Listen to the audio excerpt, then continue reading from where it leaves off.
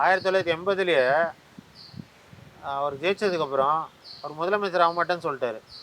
அப்போ இருந்த எம்எல்ஏட்ட நீங்கள் கூப்பிட்டு கேளுங்க. எம்எல்ஏ மீட்டிங் இங்கே தான் நடந்துச்சு சத்யா ஸ்டுடியோவில். நீங்கள் கூப்பிட்டு கேளுங்க, யார்ட்டையாவது கேளுங்க. நீங்கள் சரி என்ன சொன்னார்? மீட்டிங் வச்சாங்க, தலைவரை தேர்ந்தெடுக்கிற மீட்டிங் நடக்கும்ல, ஒரு முறைப்படி நடத்துவாங்கல்ல எல்லா எம்எல்ஏவும் சேர்ந்து. அந்த மீட்டிங்லேயே எனக்கு வேணான்ட்டாரு. நான் முதலமைச்சர் ஆகல சேர்ந்து சட்டப்பேரவை தலைவரை தேர்ந்தெடுக்கக்கூடிய அந்த 1980 அவர் ஜெயிச்சதுக்கு அப்புறம் வேணான்னு சொல்லிட்டாரு.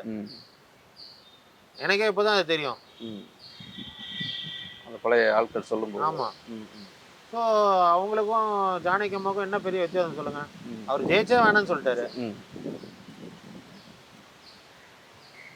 வெற்றியும் தோல்வியும் அரசியல் சகஜம் சார். கண்டிப்பா கண்டிப்பா. நான் அதனால தான் ஒருத்தரோட பண்பு வந்து மாறாம இருக்கும். சரியா? அவங்க வெற்றி பெற்றாலும் சரி, தோல்வி அடைஞ்சாலும் சரி, அரசியல்ல யாரு வந்து நிலைச்சு நிற்க முடியும்? ஒரு மனுஷனா யாரு நிலைச்சு நிற்க முடியும்னா, வெற்றியும் தோல்வியும் அவங்களை அஃபெக்ட் பண்ணக்கூடாது. பாதிக்கக்கூடாது. பாதிக்கல. இவங்களை பாதிக்கவே இல்லை. ஆமா, ஏன்னா நான் கூட இருந்தேன்ல. நான் சின்ன குழந்தையா இருந்தேன், ஆனா கூட நான் பார்த்துட்டு தானே இருந்தேன். அதாவது அதிகாரம் வந்து மக்களுக்கு நல்லது செய்யற ஒரு வாய்ப்பே தவிர, சரியா, இது வந்து நம்ம காலர் தூக்கிட்டு நம்ம சிஎம் இல்லை நம்ம வந்து எம்பி நம்ம எம்எல்ஏ அப்படின்னு காலர் தூக்கிட்டு சொல்ற ஒரு என்ன சொல்றது, ஒரு வாய்ப்பை அவங்க பயன்படுத்தவே இல்லை.